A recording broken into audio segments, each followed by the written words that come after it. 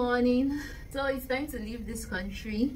I'm leaving Nigeria, well, about checking out from this place to go back to Cameroon. Oh my god, after being here for 2 weeks, I'll definitely miss this place. I'll miss Lawrence, I'll miss Ben. Like, oh my god, these people have become family to me. Lawrence and Ben, shout out to you guys. I love you guys.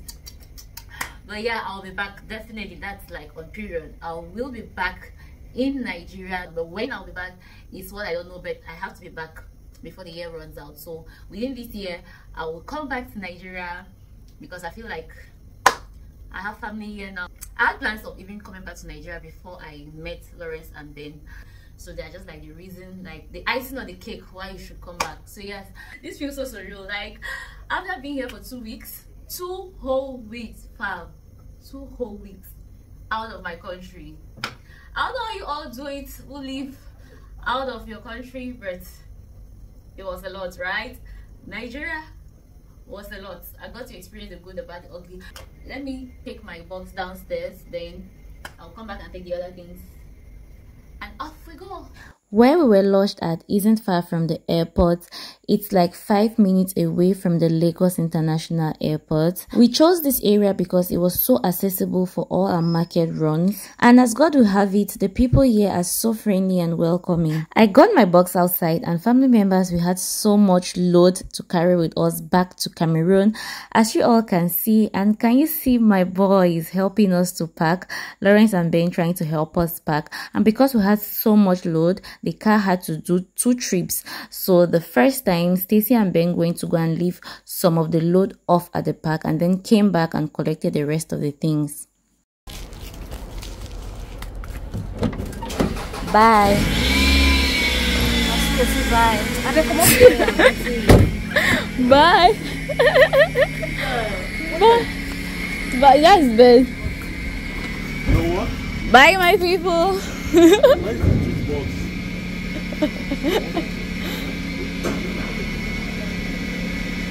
Why are you recording us? Bye, my fans.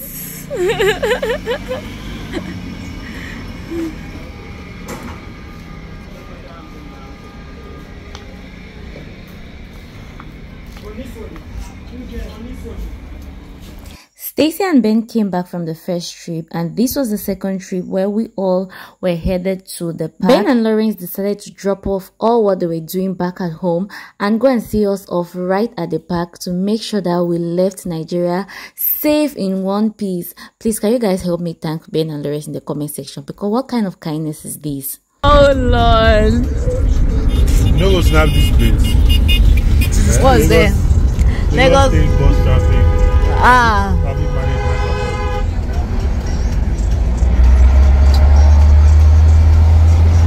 LBSL. And look at our distance. Yeah, what's the call this thing? Sorry.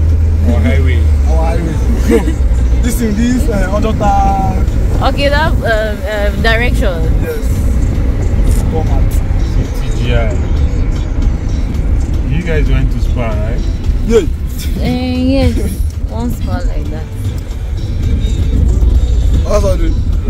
Well, you supposed to do getaway driver, getaway driver for tips. So. This Spa, right? Not this one. Not this one. Maybe. Up maybe. Okay. Oh, that's what. You have to meet up. For our return journey, we decided to go back by road because we heard that traveling by road was way cheaper than traveling through water. You have to watch till the end of the video to find out if that hearsay was true or not. We did our findings on how to go about this journey, and we found out that from Lagos we had to take a car to Ikom, and from Ikom we take another car to Ekok, and from Ekok another car to Boya, so making it 3 stops. But that was just what you ordered versus what you received, because that was not the number of stops we had.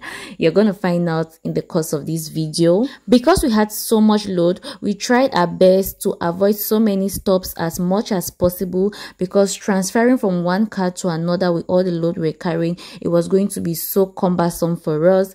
So 3 drops sounded kind of fair for us. The park we're headed to was around Ojuelegba. We got there and our guys helped us negotiate the price we're supposed to pay for our load. Per person were to pay 30,500 naira, and then they price you for your load differently. So they asked us to pay 60,000 francs for our load. So Ben and Lawrence made sure, plus Ogasoni, our driver for the night, made sure that they negotiated a fair deal for us before they left us. Initially, we planned to travel this morning, but on researching, we realized that cars leave for Ikom very early in the morning, or they travel by night. And because we had missed the very early in the morning, we had to go by night. So this was the load we had to carry that they charged us 60k for, and this was the car that finally transported us, or had to transport us, to Ikom. So we started this journey at about 9 p.m. and give and take, it was supposed to be a 15 hours journey. We ended up spending over 27 hours on the road before we could finally get to Ikom. Our driver decided to get petrol from this petrol station that looked like it was designed only for travelers. There was a very long queue of vehicles all trying to get petrol from this particular petrol station, and we could see all the vehicles fully loaded. You could tell that they were traveling and they were trying to fill up their tanks for the long journey ahead of them all throughout the night. I don't know why all of them decided to get petrol from this particular petrol station, because we passed a couple of petrol stations before our driver decided to get from this one. I was just talking to Stacy and we were thinking that maybe because this petrol station is relatively cheaper than the other petrol stations, that just makes more sense as to why this amount of drivers would decide to all come and queue up here for this particular petrol station.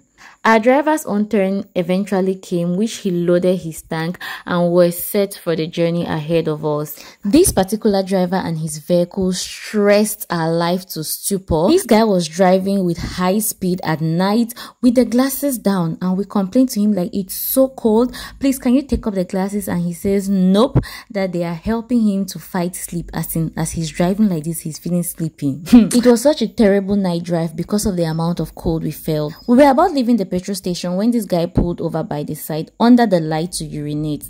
Ha, are you kidding me? Hey, Papa got the Niger. It's man no see the outside of the inside. We light with the shine. I go video you. On that night. Now what? All through the night till the early parts of the morning, this car was cooperating with us, but immediately places got clear, the car started developing issues. Fam, this is what delayed so much of our time on the road, and coupled with the fact that the driver took a longer route, I think because he was trying to avoid control or something, so we ended up spending ×2 of the time we're supposed to spend on this road. So this was like the first stop where the front tire was acting up. We had to pull over, find a mechanic to repair this front tire before we continue. We drove for a few kilometers and then the car got bad again. At this point we were so famished, we're tired, so we got down from the car to this container here because we wanted to get a bite, something to eat, because I mean we have been traveling since the previous day. That's the car parked over there. The driver had gone. He took a bike to go and look for a mechanic workshop where he could get a mechanic to bring the mechanic to work on the car there. So we left and we sat here just trying to catch a breath. So they got the car repaired. This was the mechanic he picked up, and we were going to drop off the mechanic back where he picked him up from before we could continue our journey. This car stopped a couple of times on the road, family members. I was just like, what is this? In water, the engine was disturbing. We stopped a couple of times. Now we have come to road. We are still stopping a couple of times because the car is disturbing. Like, what is happening? While we're at the park, before taking this vehicle, we insisted that they should guarantee us that the driver was going to take us right to Ikom, and they guaranteed us that he was going to do that because we said we did not want to be dropping halfway to be changing vehicles, plus the load we are carrying, it was going to be stressful for us. And they all agreed that he was going to drop us at Ikom. family members the moment we got to Oyo. This driver tells us he cannot continue driving us to Ikom because he is tired. He has been driving for over how many hours. He's exhausted and he cannot continue the journey. Stacy freaked out. I freaked out. Like, this was not the agreement. This is not what we bargained for. We insisted before we left Lagos that you should take us to Ikom, and he accepted, and now you're leaving us like halfway saying you cannot get to Ikom. But at the end of the day, there's nothing we could do. We could not force him to drive us all the way, so we had to change vehicles.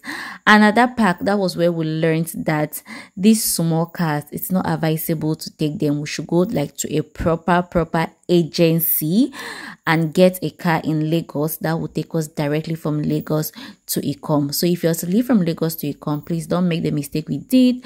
Go to a proper agency and take a car there. So we got to cross River State, and this was where we actually transferred vehicles, and I'm going to continue from here on our next video. Thank you so much for watching. Stay tuned for the next one. Hope you have subscribed. Bye.